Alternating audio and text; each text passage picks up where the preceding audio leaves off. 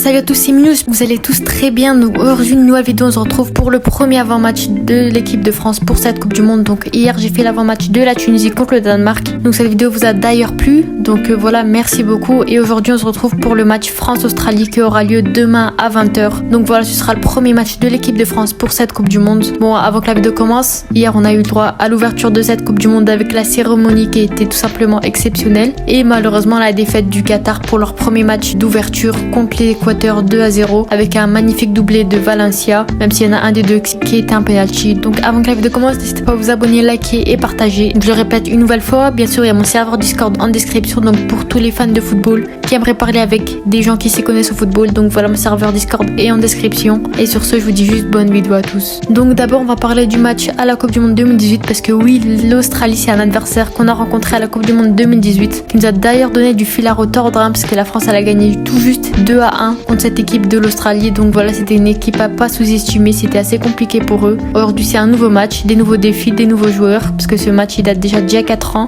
Et ensuite pour commencer, le dernier match de l'équipe de France il date d'il y a 2 mois, d'ailleurs contre le Danemark qui est aussi dans notre pool avec une défaite 2-0. Donc voilà, on connaît le Danemark, c'est vraiment un redoutable adversaire pour l'équipe de France, ils sont vraiment très forts. Donc voilà, mais le point le plus important à retenir c'est que ce match il date d'il y a 2 mois et là dans cette liste il y a plein de nouveaux joueurs. Donc voilà, ça va être compliqué, ils n'ont encore jamais joué ensemble, ils n'ont pas eu de match amical, donc voilà, ça va être assez compliqué pour commencer avec cette équipe de France. Mais bon, j'y crois, je pense faire confiance à nos nouveaux joueurs et à nos anciens d'ailleurs. De même pour l'Australie, que leur dernier match il date aussi d'il y a un moment, d'il y a 2 mois aussi, c'était contre la Nouvelle-Zélande, une victoire 2-0, donc c'est assez logique. Donc pour l'Australie, ils n'ont pas l'habitude d'affronter de grosses équipes, eux leurs équipes c'est la Nouvelle-Zélande, l'Indonésie, des petites équipes comme ça. Mais là je pense que vraiment ça peut être vraiment une équipe assez intéressante, l'Australie, même si ça reste pas la meilleure de ce groupe je pense. Mais l'équipe de France elle a plein de joueurs blessés malheureusement, comme vous le savez, avec des joueurs plutôt connus comme Kimpembe, Kanté et Pogba. Mais récemment on a eu d'autres nouvelles comme quoi Nkunku était blessé, bon ça vous le savez, j'ai déjà dit dans une des dernières vidéos. Mais récemment samedi soir on a appris que Karim Benzema était blessé aussi, donc c'est vraiment très triste pour lui. C'était sûrement sa dernière Coupe du Monde, donc voilà, je trouve que c'était assez dommage après son ballon d'or. Je pense j'aurais peut-être pensé à ce qu'il gagne sa première Coupe du Monde pour compléter son palmarès. Donc voilà, je trouve que c'est assez triste pour lui, on va pas non plus pleurer. J'espère vraiment que l'équipe de France pourra gagner sa Coupe du Monde pour lui. Donc voilà, donc Didier Deschamps il a décidé de pas le remplacer. Peut-être que si la France gagne cette Coupe du Monde,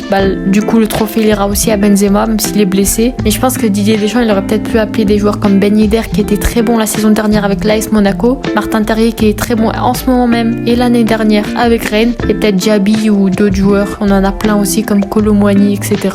Donc l'objectif de ce match sera bien entendu de gagner avec le plus de points d'écart possible pour gratter la meilleure place dans ce groupe. Donc voilà, parce que je pense là l'Australie c'est vraiment l'équipe avec qui il faut gratter un maximum de points. En plus l'Australie n'a plus l'équipe comme avant avec leur joueur phare Tim Cahill qui était très bon, leur meilleur attaquant. Il a joué à la dernière Coupe du Monde, il commence à être ancien avec 35 ans. Donc voilà, on le connaît, il a été un très bon joueur avec Everton et c'est le deuxième joueur le plus capé de l'Australie. Donc voilà, ça pouvait être un adversaire très dangereux. Mais bon, il a pris sa retraite internationale, ils ont quand même des joueurs comme Mouille. Donc voilà, ça fait pas très peur, mais c'est vraiment une équipe à pas sous-estimer cette Australie. En plus, je pense qu'ils ont le droit à plein de supporters vu que l'Australie n'est pas très loin du Qatar.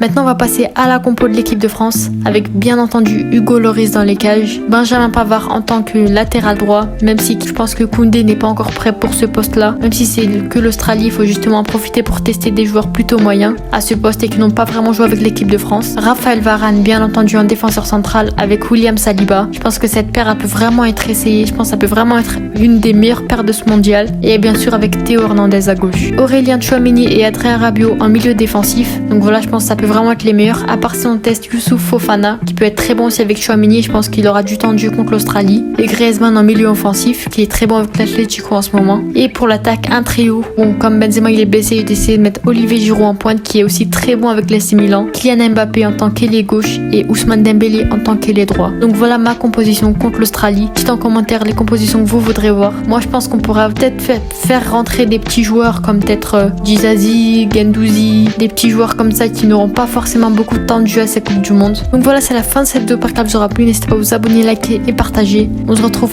pour le débrief de Tunisie, Danemark et peut-être en Australie si j'ai le temps aussi. C'était Minou.